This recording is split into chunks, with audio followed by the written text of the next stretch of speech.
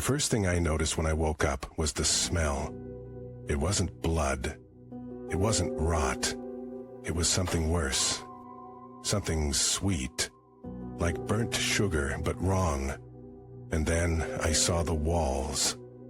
They weren't walls anymore. They were moving, breathing. Like the house itself was alive. What is this? Where am I? My voice echoed, but not like it should. It came back distorted, like it had been chewed up and spat out by something hungry. I tried to stand, but the floor shifted under me, soft and wet like flesh. You shouldn't have come here. Her voice came from everywhere and nowhere. I spun around, but there was no one. Just the walls, pulsing, and the smell. Getting stronger. Who are you? What do you want? You already know. You've always known. You just didn't want to remember. And then it hit me. The memories. The dreams I'd been having for weeks. The ones I told myself were just stress. The house in the woods. The door that wasn't a door. The thing that waited behind it. No, this is real. This can't be real. Oh, it's real. And you're here now. You can't leave. Not until it's done with you. The floor beneath me rippled, and I fell to my knees. The air was thick, hard to breathe, like the house was sucking it out of me. I could feel it now. The thing. It wasn't in the walls. It was the walls, the ceiling, the floor. It was everywhere. What does it want? What does it want from me? It wants what you took, what you stole. My mind raced. I didn't understand. I hadn't taken anything. I hadn't even been here before. Or had I? The memories were fuzzy, slipping through my fingers like smoke. I didn't steal anything. I swear. Liar. You took the key to the door, and now it's angry. The walls closed in, the air getting thinner. I could hear it now. A low, guttural growl, coming from everywhere at once. The house was alive, and it was hungry.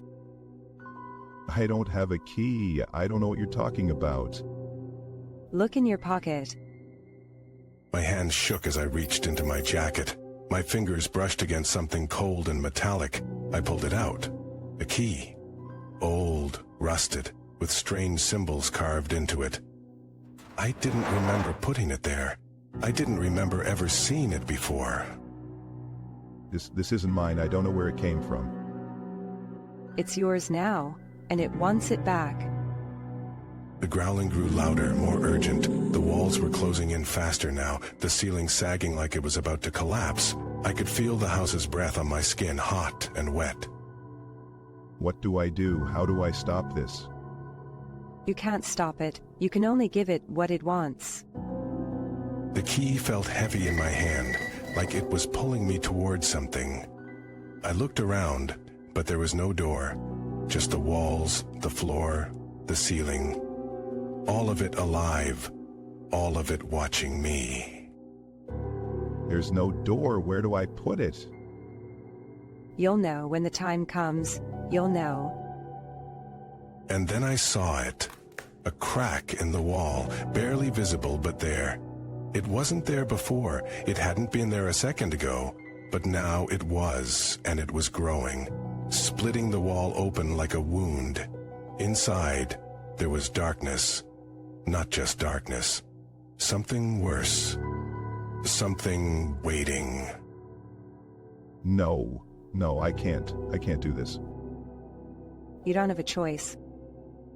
The crack widened, and the smell got worse. Sweet and rotten, like something dying. The growling turned into a roar, and the house shook around me. I could feel it pulling me toward the crack, toward the darkness. Please, there has to be another way. There isn't. This is what you chose. This is what you wanted. My feet moved on their own, dragging me closer to the crack. The key in my hand burned like it was alive.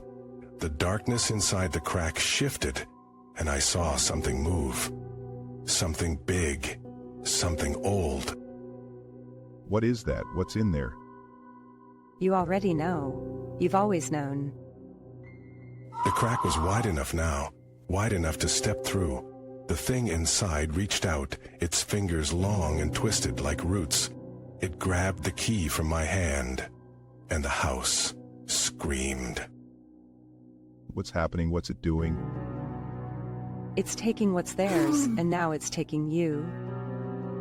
The fingers wrapped around my wrist, pulling me into the crack. The darkness swallowed me, and the last thing I heard was the house laughing. Narrator. The darkness was endless, a void that swallowed every sound, every thought.